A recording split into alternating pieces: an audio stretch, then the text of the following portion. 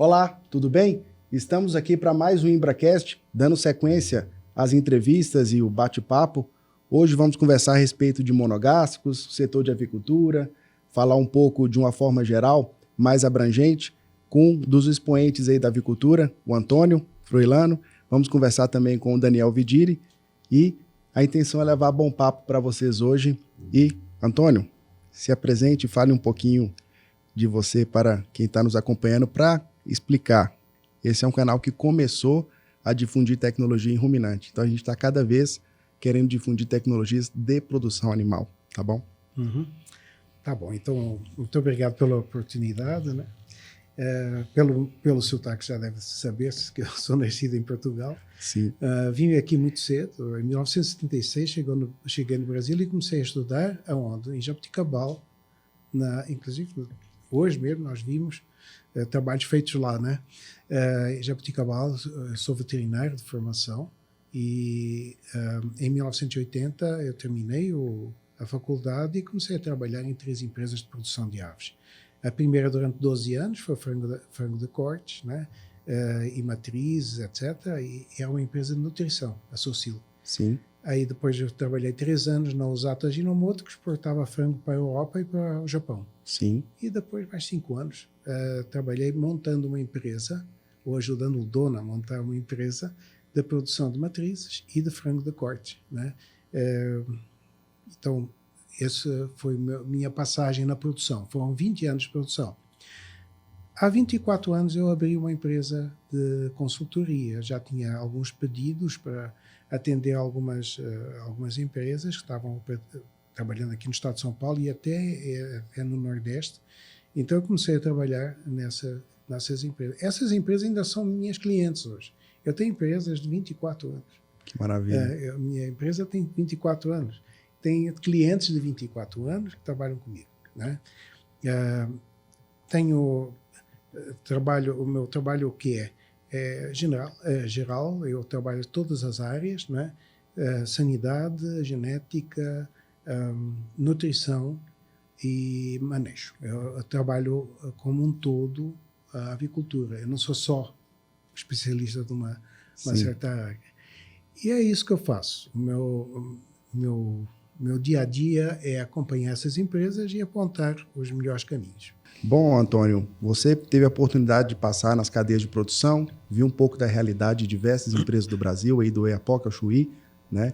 Viu que o Brasil é um país extremamente rico e diversificado culturalmente e também do ponto de vista de potencial agrícola, seja ele grão ou os produtos derivados, falando em carne. O que você enxerga aí ao longo de toda essa trajetória? Quais são aí os grandes desafios, nossos pontos fortes, nossos pontos fracos? Em que a gente deve melhorar? Filosoficamente, se fala que a gente deve potencializar pontos fortes, não enxergar quase nada dos pontos fracos, mas tentar fazer as duas coisas. Qual que seria a sua filosofia de pensamento? Atuar nos 2 pontos ou focar mais em um? Nos 3 pontos, né? Nos pontos fracos, os fortes e conhecer coisas novas, né? Nós temos sempre de estar atentos a todos esses pontos. O beabá da produção, sempre, em qualquer empresa, tem seus problemas. Não há empresa que não tenha problemas de raiz. Né? Então, isso aí é uma das coisas que nos temos que policiar. Nunca pensar que o logotipo vai nos proteger para um problema básico, tipo disponibilidade de galpões, ou falta de comedouros, ou falta de água. Né? Então, essa questão de básica tem de ser sempre a nossa atenção. Por outro lado, há empresas que têm essa parte básica mais garantida e que têm de começar a olhar como melhorar a sua performance, né? Para conseguir produzir mais carne. Porque a carne é o nosso produto, não é? Não é ração. Não é? Então, nós temos de produzir mais carne e a ração tem de ser... não é ali que nós ganhamos dinheiro. Sim. Na redução do custo da ração, não, mas transformando mais ração em mais carne. Isso é o nosso objetivo. Logicamente, com a melhor economia possível, Sim. mas não de forma, mas de absorção. Nós temos de acreditar na nossa ave, não é? E, em terceiro lugar, ficar atento às melhores oportunidades, porque podem ser produtos produtos elaborados, pode ser melhora da absorção e produtos que melhorem a absorção, a sanidade, etc. Então, são 3 pontos que nós temos de estar sempre atentos. A base, a progressão e o futuro. Perfeito, perfeito.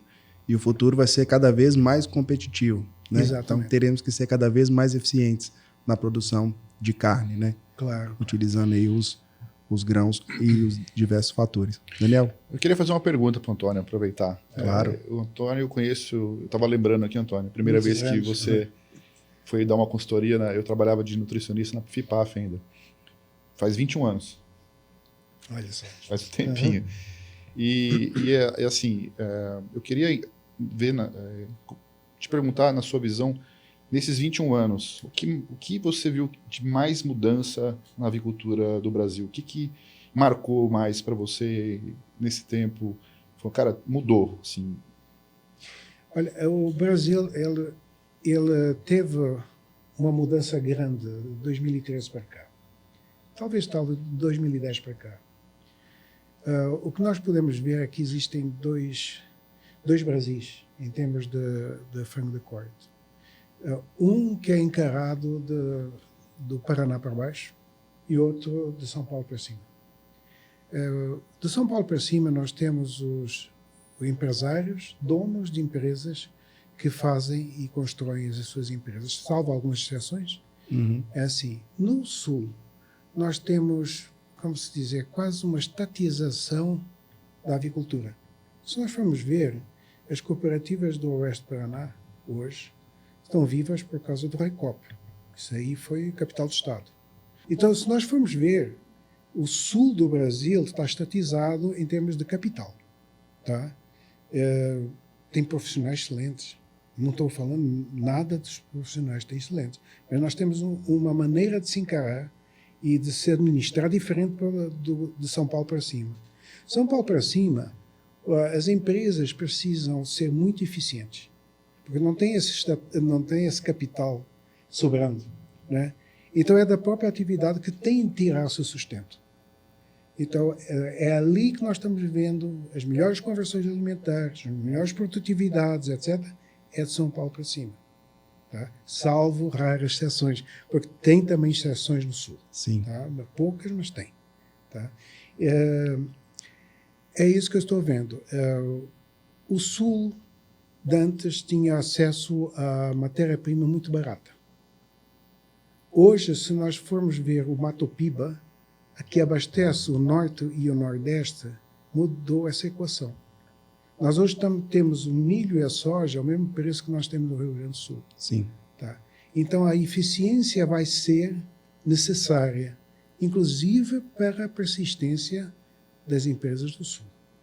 Tá? Então, elas vão precisar hoje dos seus profissionais muito bem treinados, muito bem capacitados para tirar mais do que estão dando para a ave, né? Que é uma coisa completamente diferente. Ou seja, a gente tem uma segunda fronteira de produção que ainda vai ser muito explorada, que seria o norte, né?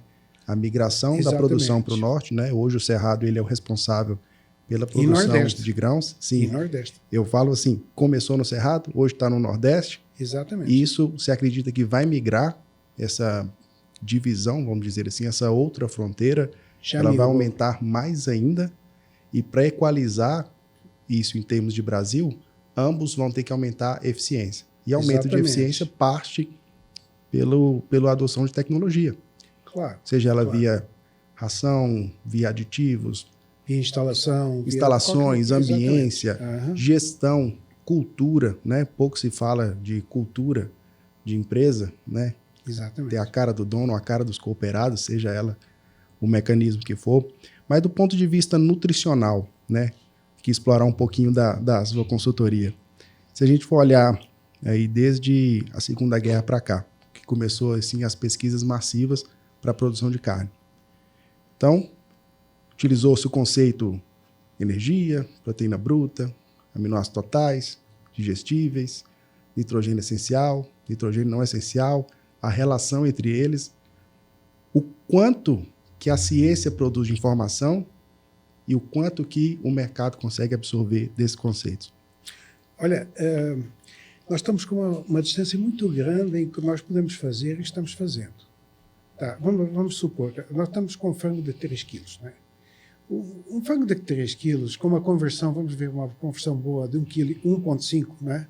Quer dizer que o frango come 4,5 kg de ração para produzir 3 kg de carne. É mais ou menos isso. Uhum. Então isso é uma conversão de 1,5. Tira a água dessa equação. A ração tem 12% de água e o frango tem 70% de água na carne. Uhum. Sabe quando é que vai essa conversão alimentar? Para 4,4. Sim. Então nós temos um mundo pela frente. É 4,4 quilos de matéria seca por quilo de frango produzido. Conversão real. Real, né? real, de matéria seca, tirando da equação a água. Perfeito. Então nós temos tanta coisa ainda para aproveitar. Pensar que nós estamos confortáveis com uma conversão de 1,6, isso é ridículo. Não estamos. Nossa conversão hoje para um frango de 3 quilos é 1,45, 1,50. Nós temos que conseguir isso hoje. Mas vamos chegar a 1,2, nós vamos chegar a 1,1 e vamos chegar a 1,0. Porque nós temos esse potencial e nós podemos cada vez mais tirar do que nós estamos dando para a ave. Não é tirar da ave, não é? Que aí é que existe um conceito muito errado. Não, eu tenho um aditivo que que me possibilita entregar mais 50 quilocalorias por frango. Vou tirar do frango. Então tira da ração. Quer dizer, tirou da ração, muitas vezes, esse aditivo é para aproveitar algo que está lá dentro da ração. Sim. E nós tiramos isso. Ou para direcionar esse metabolismo que está aproveitando a dieta, Exato, né? Direcioná-lo para a exatamente. produção mais eficiente. Mais eficiente. Eu sempre falo, o retorno por exemplo, do emulsificante. Vamos valorizá-lo em 50 quilocalorias? Tá. Ele se paga, sim. Vai reduzir o custo da ração, sim. Isso é jogar na retranca. É não acreditar na ave que nós estamos criando. Sim. Pois. Porque se nós formos ver o retorno real quando pomos o aditivo on top, é de 1 para 8 de ROI. 1 para 8. Não é? Eu não quero 1 para 1 ou 1 para 2, não. Eu quero 1 para 8. Por quê? Porque eu sou produtor de carne, não sou produtor de ração. Mas o gigantismo de algumas empresas faz com que se administre essa empresa setorialmente. Isso é um desastre. Porque a gente vê tirando a capacidade desse bicho que está sendo geneticamente feito para produzir mais, não é? Tirando totalmente a capacidade de nos entregar mais carne. Perfeito, perfeito. Não, a questão da genética é um ponto importante, né? Assim, a gente vê, Antônio, que existe uma tendência uma tendência grande de evolução, cada vez mais na produção de carne, e as genéticas elas estão se capacitando para cada vez otimizar mais. Né? Exato. Então, assim, talvez o investimento tem que aumentar, né? O investimento do produtor, o investimento na alimentação, a tendência é cada vez aumentar, né? Claro. Você tem que corresponder ao que a genética pede, né? Uhum. Existe uma capacidade de deposição, eu não tenho de memória agora os números possíveis, mas é aquela história, se você tem um galpão, né, uma granja, que tem uma conversão de 1,30, 1,35, a capacidade genética ela existe. Né? Existe, está aí, né? Ela está aí. Né? Pois é. Isso nós nunca vamos ver se por acaso não dermos para a ave, não é? E aí é que entra. É a mesma coisa estar dirigindo um carro. Ou esse carro dá só 20 km por hora de velocidade. Piso no acelerador e veja o que é que pode dar, não é? O que é preciso sempre lembrar que não é só o carro que está na educação. A estrada, se fizer uma estrada esburacada, não adianta pôr o pé no acelerador que vai estourar o carro, não é? É aí que está. É preciso um conjunto de fatores para levar a um bom resultado, não é só um, não é? Mas é preciso ter essa visão holística para conseguir fazer com que a empresa consiga vencer esses obstáculos, não é? E consiga produzir melhor e mais carne para entregar para o consumidor. Perfeito. Uma questão, Antônio, que eu acho assim pertinente, que eu vejo nos manuais, nas recomendações de exigência, sejam elas americanas, brasileiras, da América Latina ou de outros países, o quanto que a aplicação dessas exigências elas correspondem à realidade, né? Porque muito se justifica que tem algumas exigências que estão sobrepostas, outras mais tímidas, né? Outras mais otimizadas. Quais os níveis, vamos dizer assim, nutricionais que são aplicados realmente? São aqueles mais próximos da linhagem? São aqueles mais próximos das recomendações de literatura? Ou ainda continua o fator de decisão capital humano e o feeling de tomada de decisão de acordo com o objetivo que se quer? Se eu quero mais ganho, eu quero pisar no acelerador, então eu trabalho melhor a relação desses conceitos. Se eu quero trabalhar com custo de produção, eu trabalho de forma mais tímida, vamos dizer assim, do ponto de vista de desempenho. E, como você citou, os 3 fatores, se eu quero os 2, é possível hoje trabalhar com isso. Então, fala um pouquinho para a gente assim, de exigências e aplicação de conceito. Eu venho muito da academia, estou como intruso aqui, mas como que isso é aplicado de forma mais efetiva? Sim, até hoje, é tudo na base da planilha Excel ainda. Né? Perfeito. É tudo na base e do sentimento. Olha, eu creio que seja isso. Né? Eu vou dar aqui um pequeno exemplo. Eu, nos últimos 20 anos,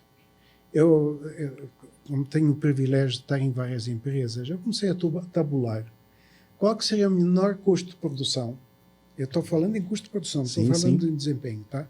Qual o menor custo de produção relacionado a quilos de aves por metro quadrado? Primeiro, por quê? Porque uma coisa foi nos anos 80 fazendo um frango de 1,8 kg, ou nos anos 90, 2,2 kg, ou nos anos 2000 com 2,4 kg, ou então nos 2010 com 2,8 kg, e agora até que 3,2 kg. Né? Então nós não podemos falar em margem cabeças. Nós temos que falar em quilos por metro quadrado. Biomassa, né? Exatamente. Então, é isso que nós temos de ver. E eu comecei a fazer as observações, lançar os dados nos painéis, nas planilhas Excel, né? E repetindo, até que eu cheguei a uma conclusão. O custo mínimo de produção está em 32 e 34 quilos por metro quadrado. É mais ou menos assim que funciona. Quer dizer, se eu quiser ter bom aproveitamento, para a mesma ração, para a mesma genética, eu tenho que trabalhar com 32 quilos por metro quadrado, 32 a 34 quilos por metro quadrado. Sim. Eu tive a felicidade do meu filho fazer o seu doutorado em quê? Em inteligência artificial. Sim. Tá? Então, fez lá na Carolina do Norte, com o Dr. Peter Ferquier, né? Sim. E ele desenvolveu alguns sistemas de análise, né? E modelos de predição, exatamente. Né? E chegou para mim e disse, pai, o que é que tem dúvida? Disse, olha, eu queria saber qual que seria o ponto mínimo, porque ele alimentou os seus programas, né? Todos com dados de empresas brasileiras, né? Com 7 empresas brasileiras durante 3 anos para fazer o seu doutorado. Imagina, tinha isso tudo lá dentro. Uhum. Disse, eu queria saber qual que seria o custo mínimo de produção. Onde é que se situa isso? É em 32 ou 34 quilos por metro quadrado ou estou muito fora do que deveria ser? Disse, mas é só isso, pai? Disse, levei 20 anos para fazer isso. Só isso. Bom, então foi lá. Ele foi lá, fez a programaçãozinha, né? E bateu na tecla Enter, né? Em 20 segundos. Ele chegou a 32,4 quilos por metro quadrado. Disse, Vitor, você está brincando comigo? Com casa decimal e tudo? Sim. Ele disse, pai, se quiser 4 casas decimais, já leva 8 horas. Isso é o potencial da inteligência artificial. Sim.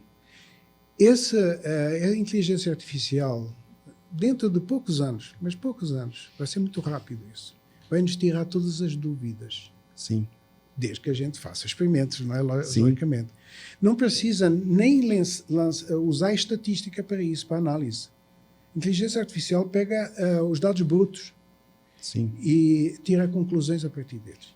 Então, tudo isso aí, nós temos dúvida. Então, será que eu estou no limite? Não,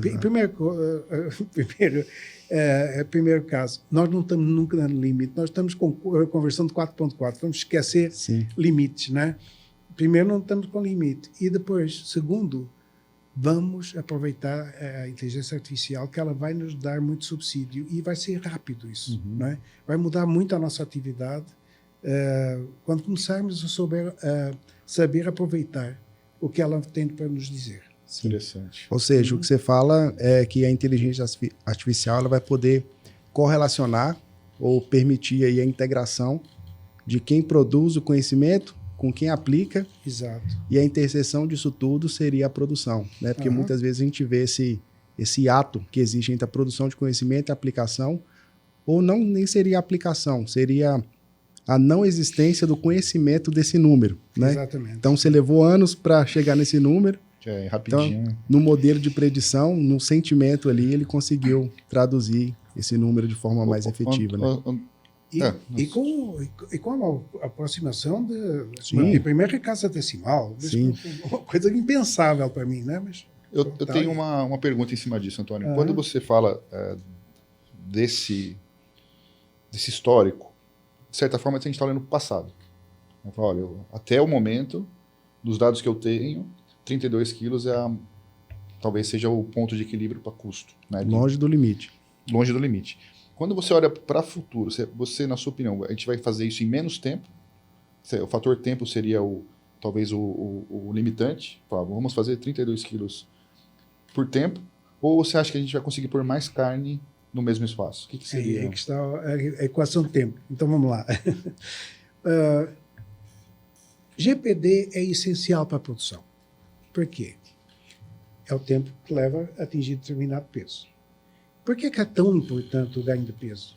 E a avicultura, nós sabemos isso muito claramente. Sim. Porque ficar velho é perder água. É por isso que nós enrugamos. É verdade ou não é? Exatamente. O bebê é pele lisinha, rechonchuda, etc, etc. Tem 80% de água. Sim. O pintinho tem 85% quando Sim. nasce. O frango, com 28 dias, tem mais ou menos uns 80%, 78% de água. E um frango com 40 dias tem quanto de água? Tem 70% de água. Então, se eu, em vez de 40 dias, eu abater esse frango 2 dias antes, né? Com o mesmo peso, eu vou ter uma redução de quê? De conversão alimentar, porque esse frango vai ter mais água na carne. Sim. Está vendo a importância Sim. da equação e da água no corpo da ave, né? É isso que nós temos a aproveitar.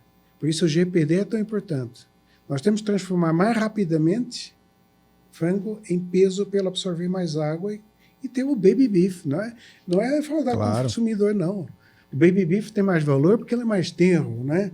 Ele é mais tenro porque tem mais água, né? Então aqui nós temos de pensar exatamente isso. Não sei se você responde a tua pergunta. Sim. Ser mais eficiente significa entregar mais rápido. Mais rápido, exatamente. Por causa da água, né? Da água e a qualidade também, a organoléptica da carne fica melhor, né? Sim. Sem contar os benefícios de intervalo. Exatamente. Espaço entre lotes, limpeza de galpão. Isso é outro problema que nós temos. Nós temos 2 linhagens, uma delas é muito sensível a reovírus. Encurtar intervalos de criação é querer ter problemas, né? Mas é isso. Isso aí. Perfeito, perfeito. Bom, do ponto de vista, nós discutimos inteligência artificial, exigências nutricionais, aplicação, um pouco da história aí que você trouxe. Um pouco, acho que conhece o Brasil como poucos, talvez muito mais do que alguns brasileiros, Com como certeza. eu, do ponto de vista de produção. Do ponto de vista de, vamos dizer assim, de aditivos, né? Vamos falar um pouco de aditivos, sejam eles nutricionais, tecnológicos, né? Antibióticos clássicos, enfim, todos eles. Qual a importância, já que a nutrição ela aí quase 70%, 73%, em alguns casos 75% do custo de produção, né? Qual a importância dos aditivos, né? Se a gente for olhar o termo aditivo, é aquilo que insere alguma coisa no sistema. Mas qual a importância dos aditivos de uma forma geral?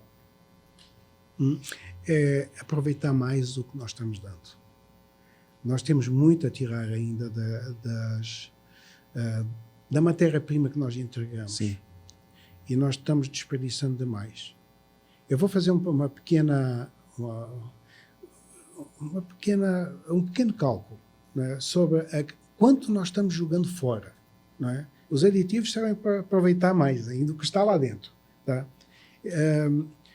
Sabe que a maior parte das empresas ainda trabalha com 70 de conversão. Quando as boas empresas trabalham... Eu estou falando para o frango de 3 quilos. Mas as boas empresas, elas trabalham 1,5 de conversão. Isso dá 200 gramas por quilo. Sim. A mais de conversão alimentar. Bom, só para nós termos uma ideia de quanto é que é isso e do abismo que é entre uma empresa de 1,5 e uma de 1,7 de conversão alimentar. Suponha que o Brasil, que faz 500 milhões de pintos por ano, ou a loja de 500 milhões de frangos por ano, faça um frango de 2,8 kg, transforme isso em carne. É fácil fazer a conta. E que só 100 gramas por quilo, quer dizer, em vez de 1,5, ele tenha 1,6 de conversão alimentar. Sabe, no ano, isso aí quanto é que dá? 500 milhões vezes 12, vezes 2,8 kg, vezes 0,1, 54 mil carretas de milho e soja jogadas no lixo. Isso dá para cobrir a extensão entre Porto Alegre e São Paulo, com uma fila de caminhões, de carretas cheias de milho e soja jogado no lixo. 100 gramas por quilo. 200 gramas por quilo é ida e volta. Nós não podemos admitir isso, principalmente em empresas que estão falando em sustentabilidade, com conversões de 1,7. Isso não é admissível no mundo de hoje. Então, nós temos de trabalhar isso. Não é? E é muito importante que a gente tenha esse conceito.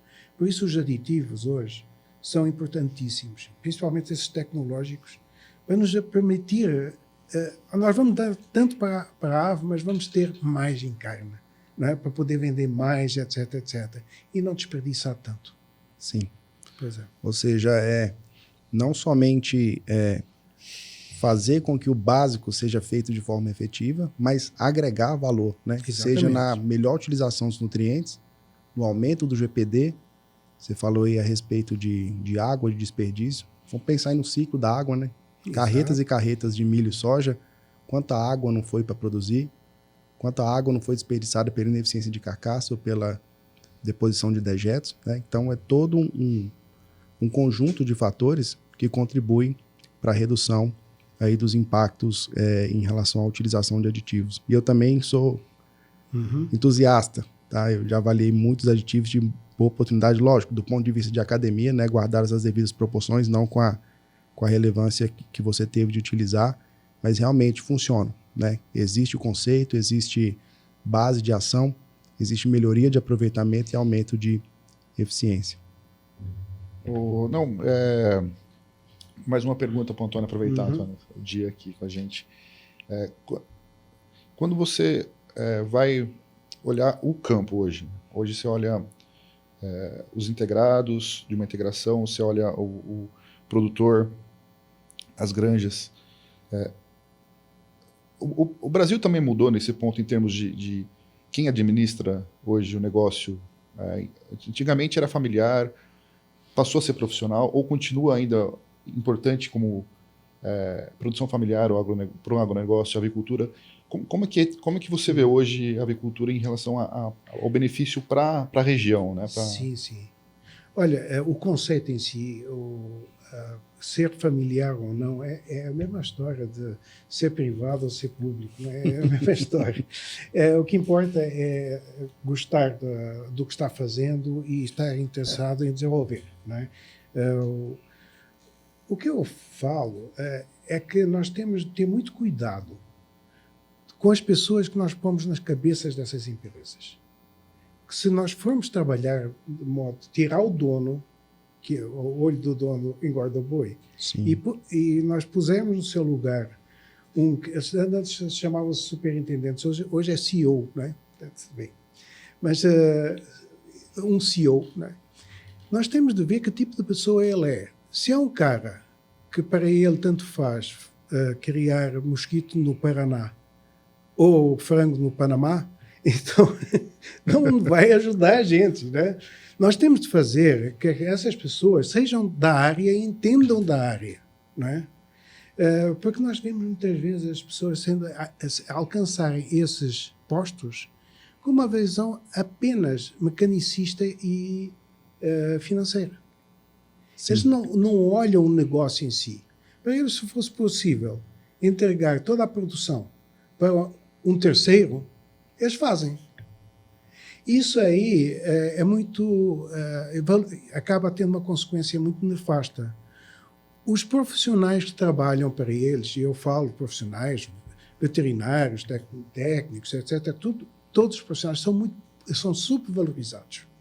Começam a ter salários indecentes. Nós estamos vendo isso aí acontecer nas grandes empresas, não é? Veterinário com R$2.000 de salário mensal. Então, é preciso ter cuidado, não é? Com quem a gente põe nesses pontos. Se o dono da empresa realmente ele conhece o setor, porque ele nasceu dentro do setor e evoluiu dentro do setor, como eu tenho vários, palmas. Agora, se é um CEO, que seja um CEO nascido dentro da empresa ou de uma empresa similar, que conheça realmente o que está fazendo e não simplesmente fazendo jogos de bolsas de valores e de ações para cá e ações para lá. Isso não tem valor nenhum, porque daqui a pouco... A empresa, é volátil, né? A empresa, ela explode. Nós temos vários exemplos aqui, inclusive recentes, né? Então é mais ou menos isso. Eu não vejo o grande problema de ser familiar ou não ser familiar. O que precisa é ser profissional, não é? Gostar do que faz. E ser alguém que queira levar a empresa a bom termo, né? Sim. Hoje a informação está globalizada, né? Sim. E talvez também as formas de inputs de gestão também estejam, né? E deixou um pouco aquela cultura de cada empresa fazer do seu jeito, e aquele fazer do seu jeito é que determinava a identidade de uma marca, talvez isso tenha inexistido, né? Se preocupa muito com pessoas, processos, e no final, que a conta é fazer carne, talvez o decisor não esteja levando muito isso em consideração do ponto de vista cultural do negócio, né? Uhum. Não estamos falando de eficiência, nem de ineficiência, mas a cultura do negócio, né? Sim, de utilização aí dos conceitos. Bom, eu acho que nós falamos bastante coisa, abrimos bastante a cabeça, foi uma oportunidade poder bater esse papo, conhecer um pouco mais do seu trabalho, né? O Daniel também fez muitas contribuições. Daniel, se tiver mais algo Antônio, a contribuir. Tem alguma coisa, Antônio, que você queira colocar, falar, aproveitar? Não, Daniel, eu agradeço a oportunidade de estar aqui com vocês, né? Eu fiz aqui uma série de colocações, né? Que são minhas, tá? Não é de verdade. A verdade não está dentro de mim, está fora de mim. Né? Sim. Então, é o que eu acredito hoje, né? E se por acaso ofendi alguém com isso, absolutamente não tenho, não era a minha intenção. É exatamente o que é apontar talvez os problemas para a gente chegar numa solução viável. E é esse o meu trabalho dentro das empresas. Eu ponho o dedo na ferida. Sim. Não é? E preciso pôr, porque senão a empresa não evolui. Sim. Tá certo? Então, olha, agradeço demais e a Impra pela visita e por ter me mostrado todos os trabalhos sobre esse produto que estamos tratando hoje. Sim. E fico à disposição para outras conversas, né? Nós é que agradecemos. Sobre outros assuntos. Nós é que agradecemos conversar com pessoas em Minas e fala assim, é perto dos bons que você fica melhor. Né? Então é muito engrandecedor da nossa parte, né? Eu creio que para quem está vendo também é conversar com pessoas inteligentes, sair daqui com uma semente de uma reflexão, né? Poder ter uma tomada de decisão um pouco mais clara e mais justa, né? Para o processo produtivo de uma forma geral, E o objetivo aqui, Antônio, é trocar informações, trocar aspectos tecnológicos, é conversar diretamente com quem faz e com quem produz e levar conhecimento e conversa boa para as pessoas. Então, a gente agradece muito a participação de você, tá? E é um prazer. Bom, pessoal, continue acompanhando o ImbraCast e nós estamos aí à disposição para disseminar cada vez mais informações. Um grande abraço para vocês e ficamos à disposição.